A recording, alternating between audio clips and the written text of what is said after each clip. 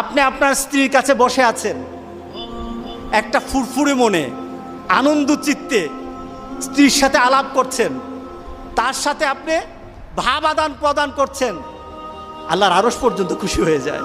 সুবহানাল্লাহ, আল্লাহর আরশ পর্যন্ত খুশি হয়ে যায়। যতক্ষণ পর্যন্ত আপনি এইভাবে আপনার স্ত্রীর সাথে কথা বলতে থাকেন, স্ত্রীর কাছে বসা থাকেন, আপনার আমলনামার মধ্যে সওয়াব লিখতে থাকে।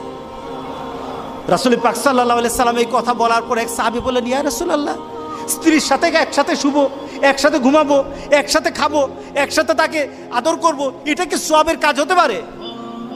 রাসূল পাক সাল্লাল্লাহু আলাইহি সাল্লাম বললেন, আচ্ছা তোমার স্ত্রীকে না নিয়ে তুমি যদি আরেকজন স্ত্রীর কাছে বসে থাকো, আছে কিনা? আছে কিনা? মজাই লাগে, উনিও খাইবেন, রেডি থাকেন। তুমি অন্য কোনো স্ত্রীর পাশে বসে বসে ফিস ফিস ফিস ফিস করলা, মজাই লাগবে, তবে মনে রেখে দিও তোমার আমলনামার মধ্যে জেনার গুনাহ লেখা হবে।